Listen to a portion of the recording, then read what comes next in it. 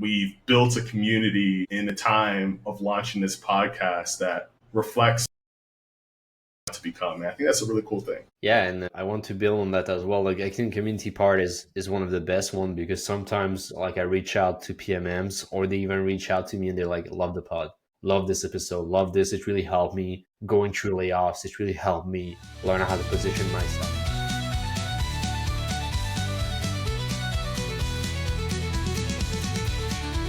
Hey there, product marketers. Welcome to GTM Happy Hour, where I meet with experts from product to marketing, sales to success. Product marketing is evolving into go-to-market strategy leadership, and PMMs are having to find ways to connect with the cross-functional team members they need to lead go-to-market launches. I'm Jamie Walsh. I'm a product marketing and go-to-market advisor who's been in B2B SaaS for over 20 years. Over that time, I've had quite a few drinks with the experts that I admired, and it helped me grow to where I am today. I hope you enjoy the conversation. In the season finale of GTM Happy Hour, I'm joined by not one, not two, but three special guests: Zach Roberts, Eric Holland, and Gab Bujold, the trio behind the We're Not Marketers podcast. They stopped by after I baked myself in the sun through a shitty round of golf. We talked about the importance of community, mentorship, and the iterative process of refining their marketing strategies, as well as blood orange mezcal, Pennsyl-tucky, and shooting your shot. They reflect on the impact of their podcast on the product marketing community after 2 years, and the fun and camaraderie that keeps them motivated as solopreneurs. Let's grab a drink. All right. Well, I am super excited about today's show. The guys on the screen here have humored me in bringing themselves onto the show, so I'm thankful that they were able to do it. I reached out to Gab, and he said you guys would be down, so great to do it. I told Gab earlier, you're catching me on a day where I'm super busy. I came right from a golf outing that I was at. I was up at 4 a.m. taking my kids and my wife to the airport. One of them's going to Aruba. The other two are going to New York City. So I'm probably going to need a nap after this after I have a couple drinks. So salute. But thank you guys for coming on. Zach, So why don't you? am I getting that right? It's a bachelor's weekend or bachelor's week for Jamie? It is somewhat. I gotta keep the lid on. I mean, my dog, I got two dogs to take care of here. So one of them's sleeping behind me, but yeah, it's bachelor party. This is actually a third week, believe it or not. My wife and my daughters were in Florida for 2 weeks. My in-laws have a place down there. I was doing some things on the job front, and they came home Friday, and they all left again this week for another set of separate trips. So yeah, it's You're been saying you had to toss out the takeout and pizza boxes when they got home, and then we'll pack that back up here in a few days. I don't have any shame. It was a lot of pizza boxes, a lot of cheeseburgers. I mean, it was gluttony and lots of beer. Before I start, I'm gonna crack one of these open. These yerba mate. You guys brought this back around to me. I haven't seen this in years, and then when I started watching your show, you guys started taking these to the head. So I'm gonna crack one open, take one to the head here. Let's go. I'll take one with you. Mine is not yerba mate. Well, I'm gonna switch. I'm gonna drink this right now, and then I'm gonna switch it up to one of my three beers here. But Zach, why don't you tell everybody who doesn't know you guys who you are? Yeah. Hey, Jamie, thanks for passing the mic. This is Zach Roberts. I'm based out of Mexico City. Today make it, month 7 living out here. And along with these two guys on the We're Not Marketing podcast, I run my own product marketing consultancy that is going through a relaunch. So it might be live by the time this episode comes out. Details comes out. Nice. Well, we'll get back to what you're doing in Mexico City. Eric, how about you? But yeah, I'm not nearly in as cool a place as Zach, but I'm Eric Holland, the Franken marketer of We're Not Marketers, and I'm in Pennsyl-tucky, or Central Pennsylvania, if you're not familiar. Well, I am familiar because I'm on Western Pennsyl-tucky. I'm in Pittsburgh, so I've been out to the Lancaster and Harrisburg area. My kids do field hockey, so go out there for tournaments and stuff like that. But yeah, Pennsyl-tucky. You're the only second person I've ever heard talk about it like that. My brother-in-law is big on the Pennsyl-tucky too. We're longtime Pittsburghers, so Nice. Very nice. Well, I'm actually, fun fact, I'm anti all Pittsburgh because I've lived here forever. All of my sports allegiances are in other states. It's pretty funny. Hey, we can't win them all, man. No, but you win more than we do, so. And I wanna hear from our last friend of the group. I can't stop staring at his mustache. It is heavenly, isn't it? Thank you, thank you. I'm already getting compliments. That's great. Gab Bujold, and it's the third bunch of the group, the one that helped Jamie make this alive. And I think it's cool because you're taking us at a good timing, right? The three of us are redoing relaunches with our individual consultancies. So I think it's a very fun to be on that show. Talking about that show, the Go to Market Happy Hours. I want to talk a little bit about what I'm drinking today. So I'm drinking a Seven Heaven dry gin. So it's a premixed gin and tonic from the Seven Heaven Gin Company in Montreal or Montreal, Canada. So I'm in Quebec City, 2 hours and a half or so from Montreal. And cheers. But cheers. While you did that, I just poured a Victory Brewing Berry Monkey. Nice. I'm fond It's a of sour that. beer? It's a sour, yeah. Dude, I love those. Yeah, it's a fruited sour triple, and I have another sour triple. I think it's like sour apple is what the artificial flavoring is in that one. Zach, what do you have? You drinking your tea or coffee? I have green tea at my side right now. Nice. Guess it's like 4:14 for you all. Yep. Yeah, Yeah. and Mexico City is what, 2 hours behind? You're like Yeah, 2:14. yeah. I could, but I know myself well enough is that once I crack one open, my mind is like, all right, out of office. Yeah. So And Well, Eric, what do you got honor there? of Zach, I got some mezcal here. Nice. Casamigos mezcal, and then put some local blood orange. Sorry, I had to get that right. Blood orange lemonade because I wasn't just gonna great. So That sounds pretty good, actually. it's super. I took that first sip. Not gonna kid you, Jamie. I was like, wow, this is gonna be gone quick. Yeah, I fun. had a show with Zach Messler, and if you know him well, he's into bourbon. I don't do bourbon Yeah. all that much, but I had a bourbon ale, like one of the ones that they age in bourbon, and I had a second one of those, and it was nap time right after that.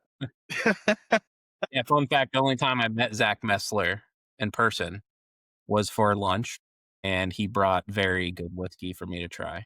So Well, he and I There's met one time in his neck of the woods, and he gave me a Jack Daniel's Frank Sinatra Select. It was like a little little mini bottle of that. It was great. Like I said, I don't do it, but I made the occasion. Went out on the porch. It was a very nice night.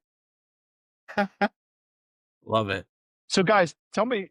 I mean, the show that I do here is just about giving younger product marketers some insight about all the other teams that they have to interact with, but it's also about helping them understand paths that they may or may not have taken before, or experiences that they haven't had before. You guys, you've gone through some things in your careers individually. Happy to hear about that, the ups and downs, and more importantly, I wanted to understand like what brought you guys together. Like, how did that happen?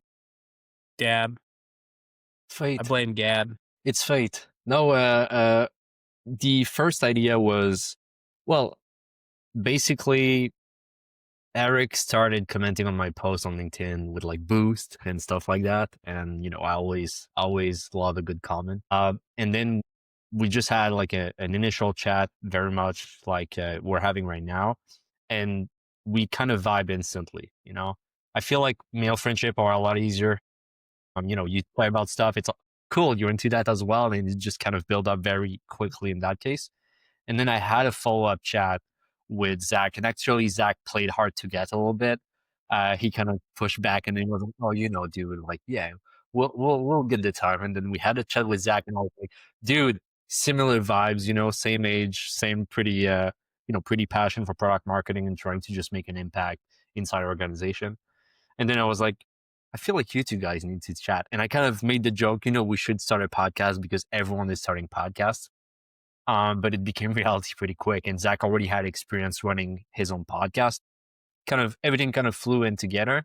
And at first it was, you know, it was in good English, a bitching session, right?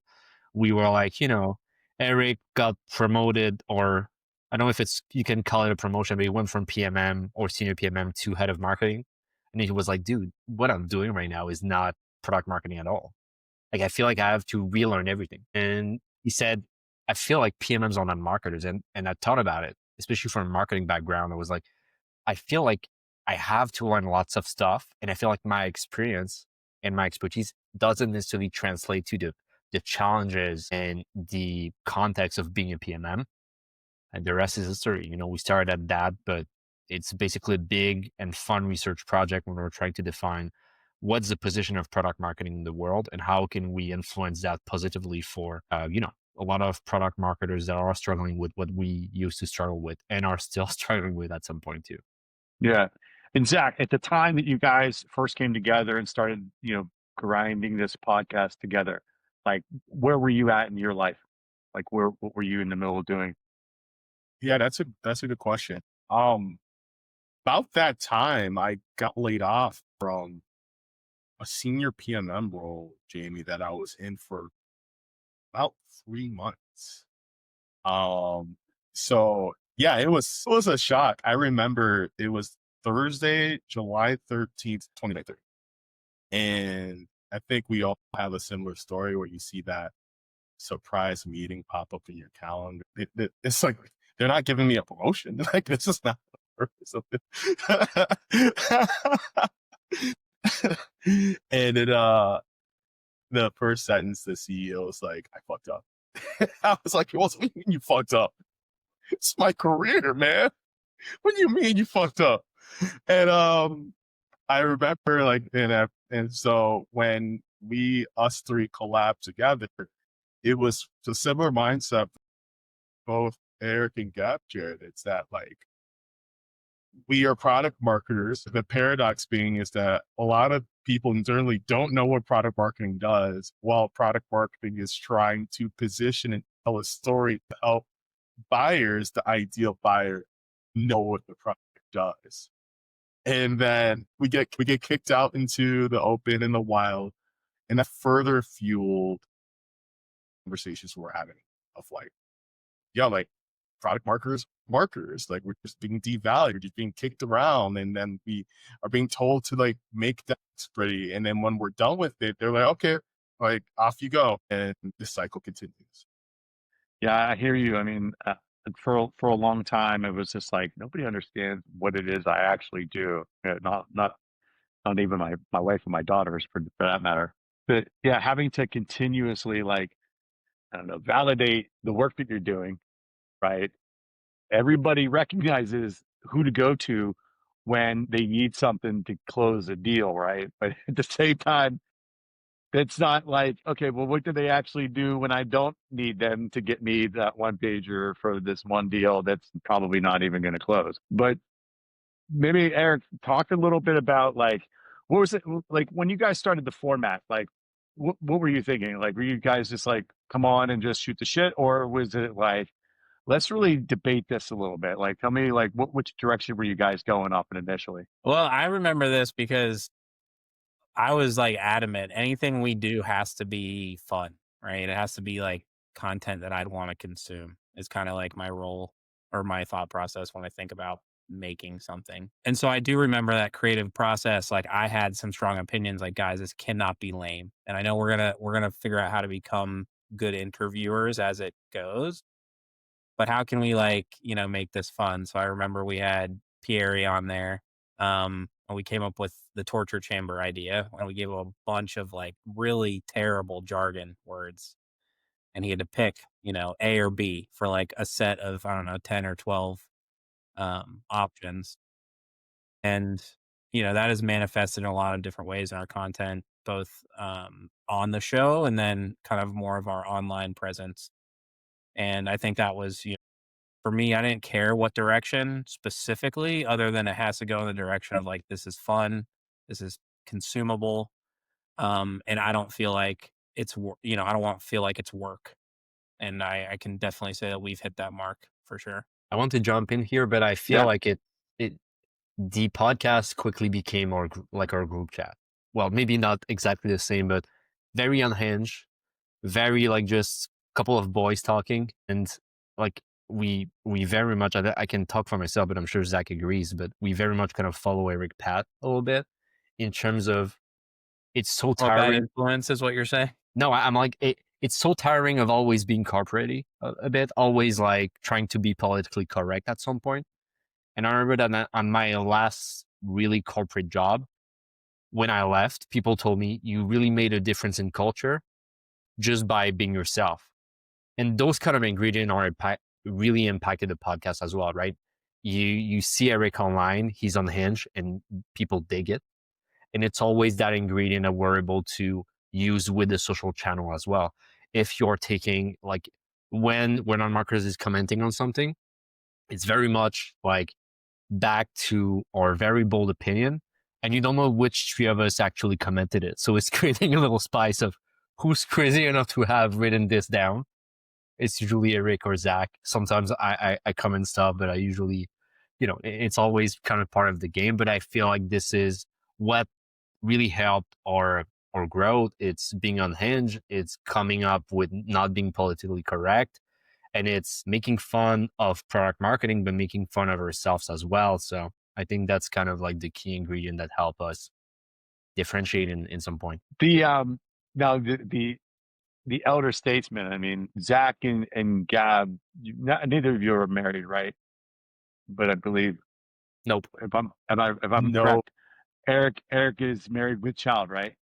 There's a ring on the finger with child. Weddings in 2026, but yeah. I'm married in my head. The Yeah. US government doesn't know, that No. I'm married. Well, They know. The U.S. government knows. They don't know that I'm married yet, but in my head, I'm a married man with child, with a little human. So I mean, it does. I mean, the three of you, riffing throughout the show when it's just the three of you, and when you've got guests, like it's great to see. I mean, we'll call him the more mature of the three of you, only because he's got responsibilities with children, with a child, but like the three of you are really like great equal contributors to the show, and that's one of the things that I like about it. But also to Eric's point, like it's just fun to make product marketing, number one, understood, and number two, a fun concept to talk about, because for the day to day, for those that do it, it's a grind, man. It's like there's just never ending stuff coming at you. I work a lot on my teams to be a little bit more proactive, more of a partner with all the, go-to-market teams like customer success and product management and sales. But it's not that way usually coming into it, and that's what they need to sort of get over the hump. And you guys have had great guests as well. That's another thing that I love about the show, is that you haven't been afraid to like shoot your shot. Like I'm sure, PMA. You guys are all PMA members, am I right? I think, I actually just got an email the other day about them switching over to a new platform or something. Yeah. Yes. But the whole community there is very helpful and very, would say, they like to share and reciprocate a lot with one another. So, but I have to feel like sometimes it feels like you're shooting your shot with certain people. Like, who was somebody early on you remember was like, they're not going to come on the show. This is not going to happen. Like think back in the first season, like who was somebody you didn't think you would come on the show, and they're like, holy shit, this is great. I know my answer. I'm curious if we all have the same answer. So let's say it on three. All right. 1, 2, 3. April Duffy.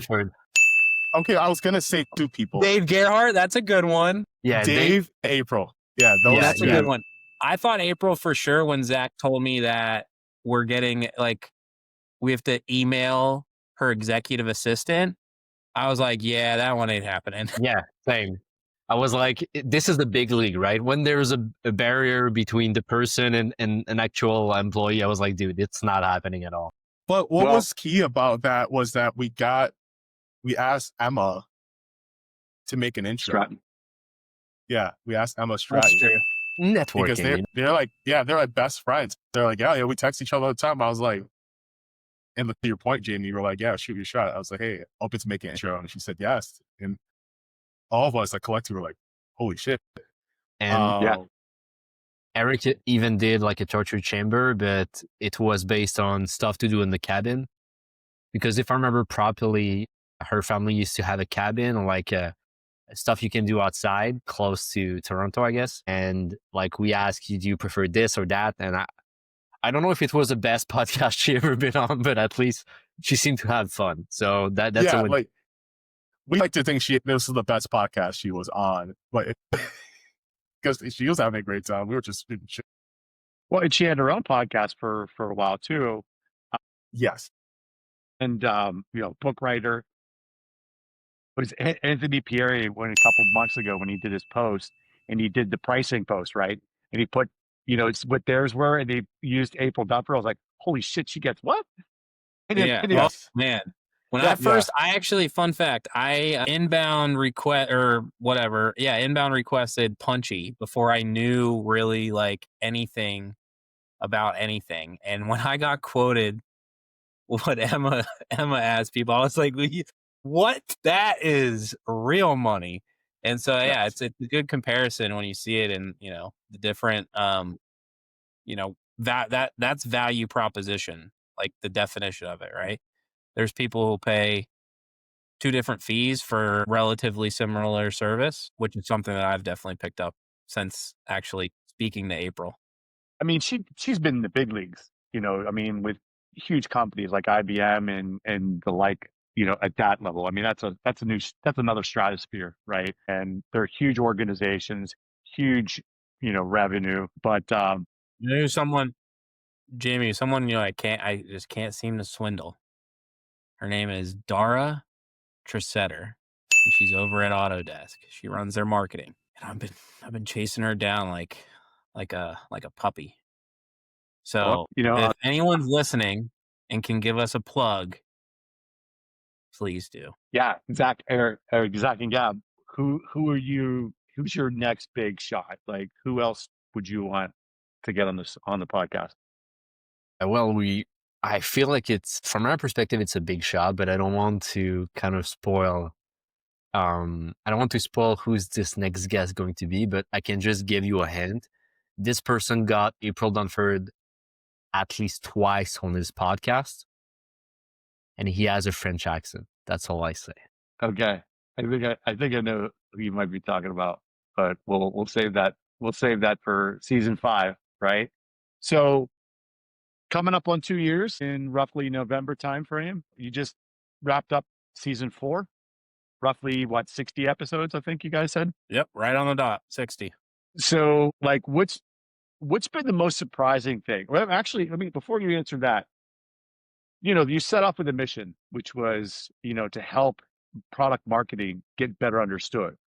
In the 2 years since you started this journey, what do you feel the barometer is for how well product marketing is now understood? Based on the recent stuff on social, I would say no. Like, you probably all saw the post of the person saying that GPT is now the new director of product marketing. I saw that this morning. Which to me is dog shit. And I won't get started on that part, but I would say generally, excluding that shitty post, I would say that yes, we made progress. We worked into making it more clear into what product marketing is doing, and not just for PMMs, but with others adjacent department. Like Natalie from Novatic, I think before she stepped in the product marketing role, she said that it helped her tremendously just to understand how, as a head of growth and partnership, I believe she was able to understand the intricacies of the role. So I would say for myself, yes, we helped, but it's not over, right? We are still looking at different layers, different situation, and you brought PMA, and we respect PMA, but we got some product marketers that told us that they had a specific understanding or situation or just basically emotion compared to PMA, and almost described us as the anti-PMA, maybe for the corporate situation. So I feel like based on that, we have a lot of work still to do, but the impact we had, the growth we had, the understanding we had, the conversation we had is just part of a bigger thing. And I feel like the great thing with the pod is it's not always easy, right? We all have families, jobs, our own consultancy to kind of juggle through it, but it doesn't feel like work.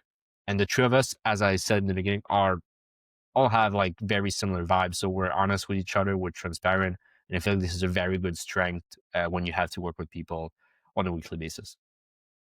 Zach, now you've been doing your own thing now for almost the entirety of We're Not Marketers. Am I right? You've been since you had the riff and now have been starting We're Not Marketers. You've been a solopreneur fractional, right?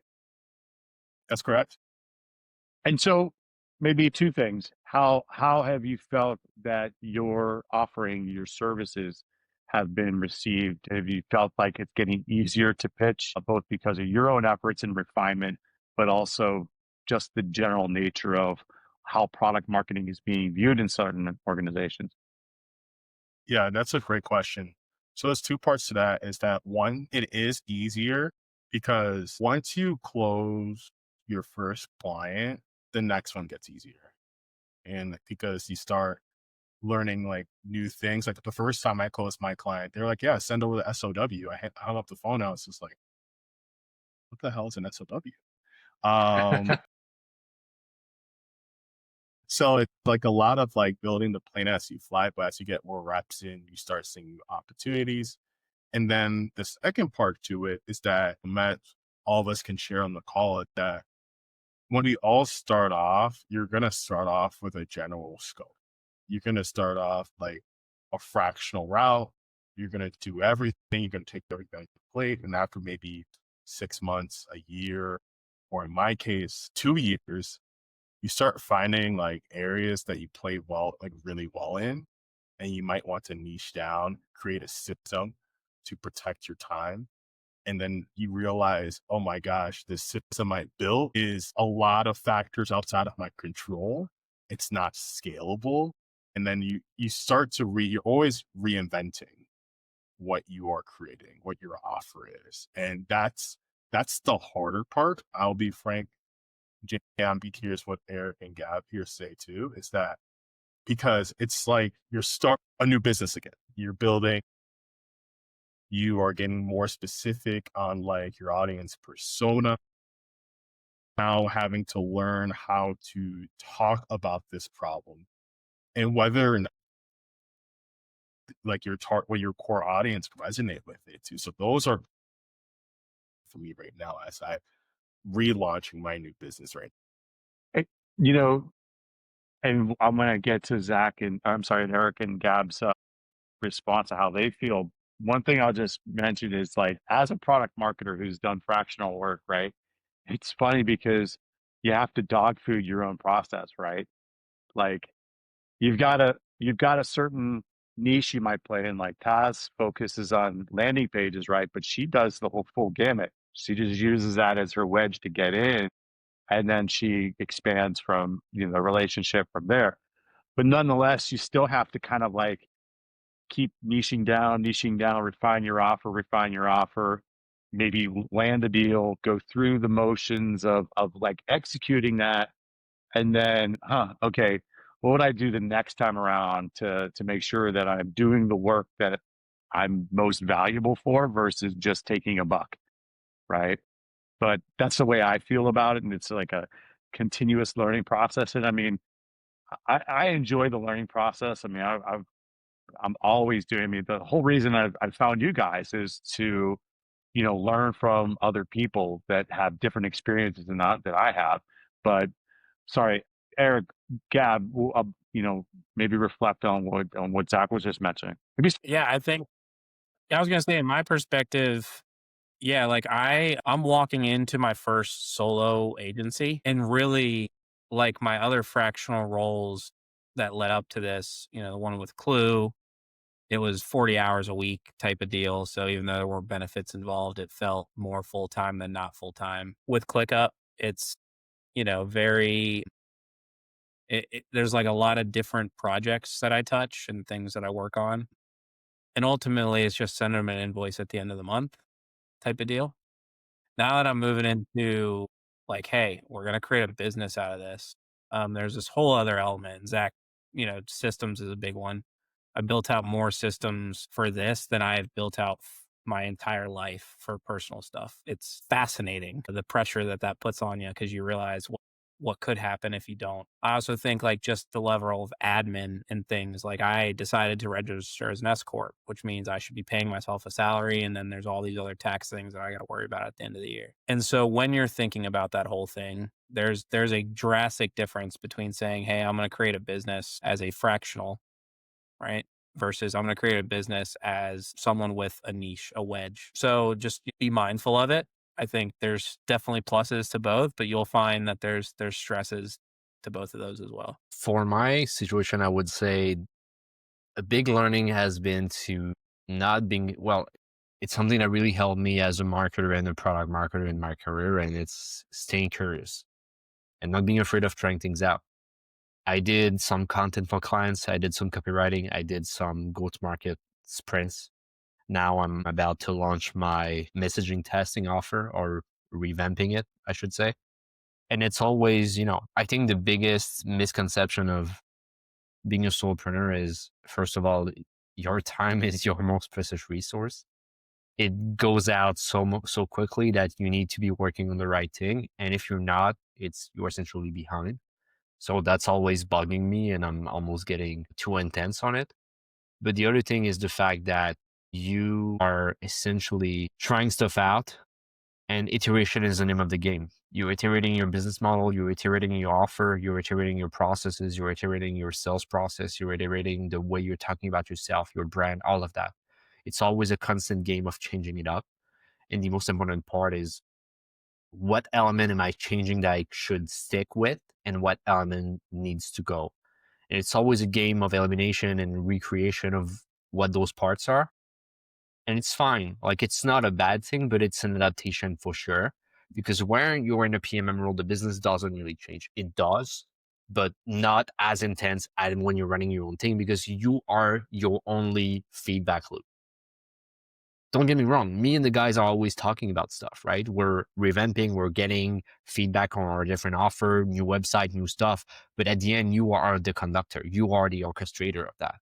And it's very hard if your mindset is not there, of being like, oh, it needs to be purchased this week. I was chatting with Eric. I was like, should I launch this week or should I launch in 2 weeks? Because I don't feel ready right now. And he's like, dude, you can launch right now and you can do something else later. So you always kind of have to be at the forefront of what you're looking to do.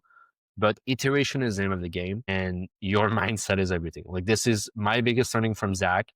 When we were on our first chat talking about the podcast, he was rollerblading. He has a do-rag on with sunglasses, and he was like, dude, I'm taking things slow right now.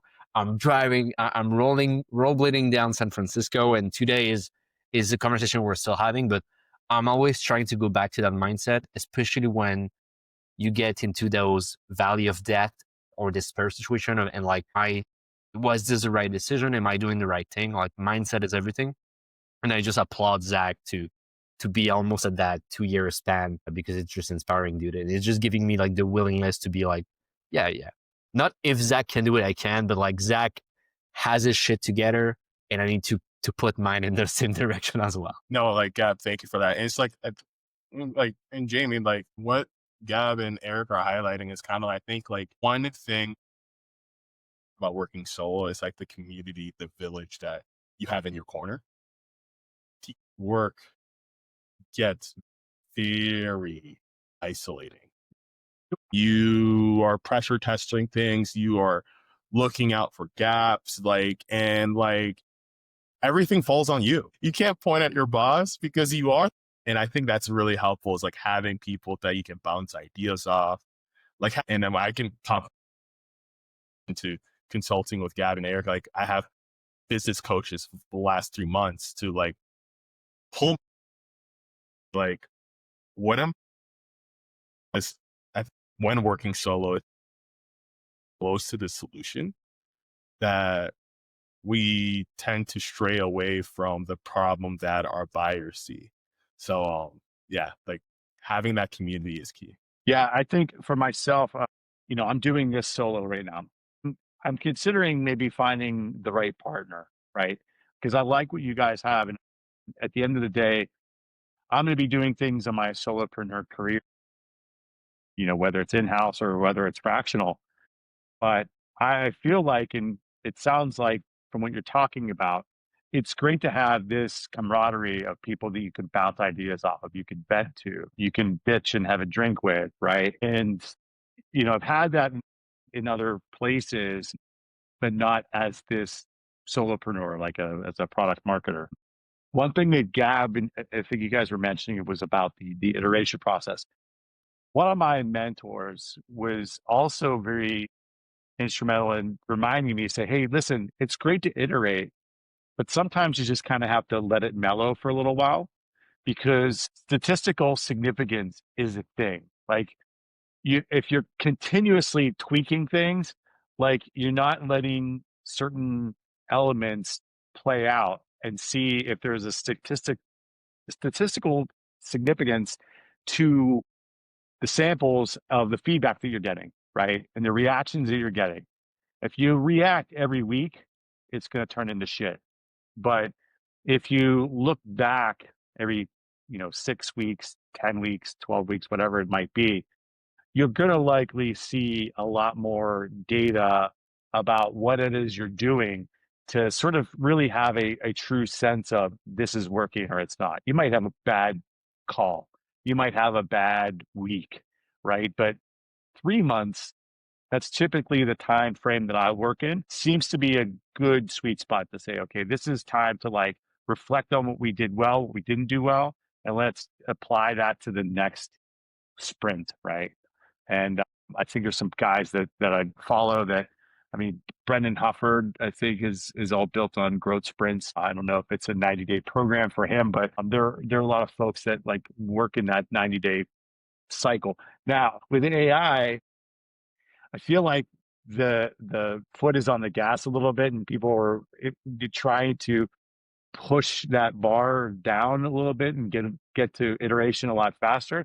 I just don't know that it will produce enough. I mean, time will tell. I mean, I'm happy to be proven wrong, but I just feel like for right now, I've been in places where we didn't, we released once every year, sometimes in once every 18 months, and we've gotten that down to like 90 days. I mean, come on, that's a significant jump in efficiency. To get that down again to another 30 days returning it around, I just don't know that you're going to have enough reps to sort of say, yeah, this is working, or no, it's not working. I love the Eric, fact that you brought.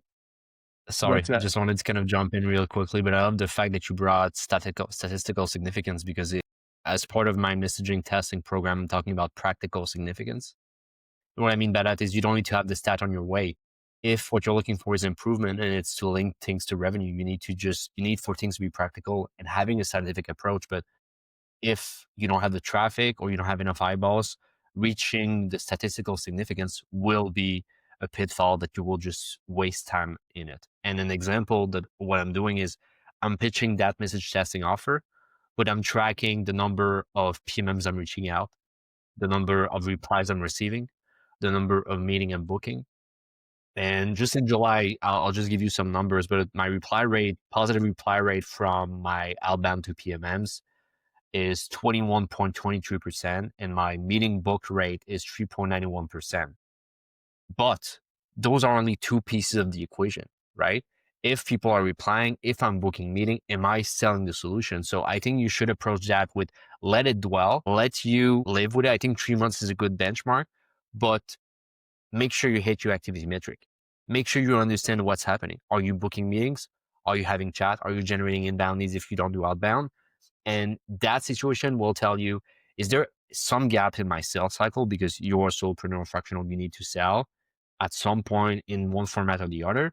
Then you can understand, well, and my problem is to book meeting, to get reply, or essentially to send proposal and close sales.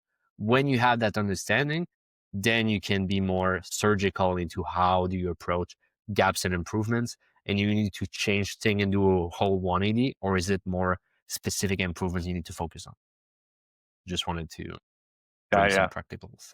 for sure. And that's good that you like go through the examples that you have, because I'm sure people are like, what the fuck do you mean statistical significance? Are you drunk already? Speaking of which, you guys are the first But multi drink episode, so I'm gonna pour my second.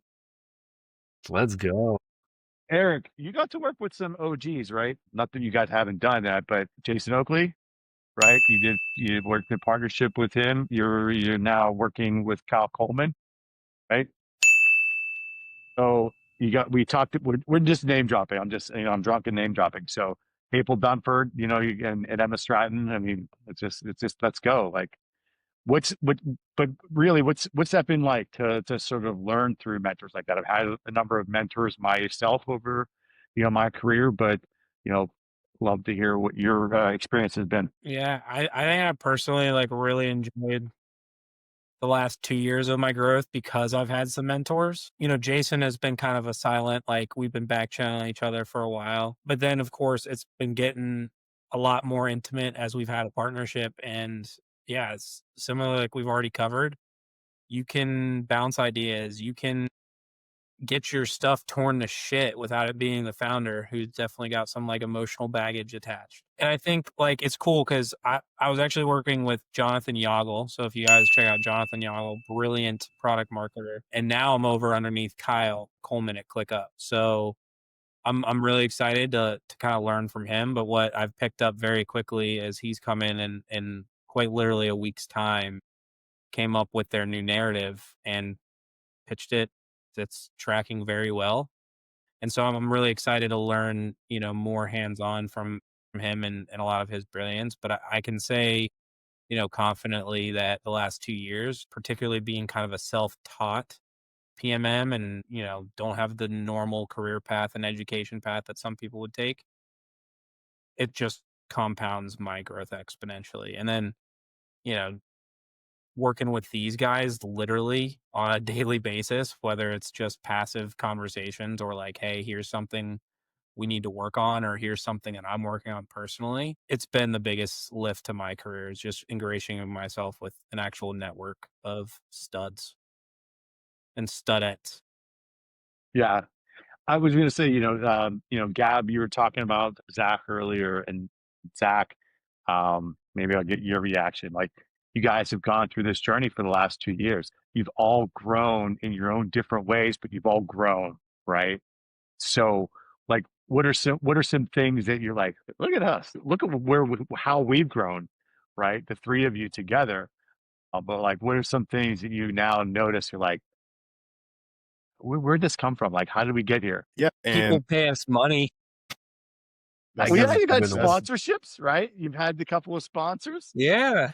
right? Like, That's the yes, biggest holy shit. Look at us. That for yes, me. Yeah, people are paying us money to write stuff online. Like I think it's just if I was saying that to my late grandfather, he would be like, "What the fuck, dude?" But yeah, it's a to me that's the biggest thing. I'm in front of a computer all day. I write stuff. People pay me for it. I think it's a big holy shit moment. yeah. sorry, Zach, go ahead. No, no, no. In-house work that was just eating us down. We were in spaces that were quite making us feel less than.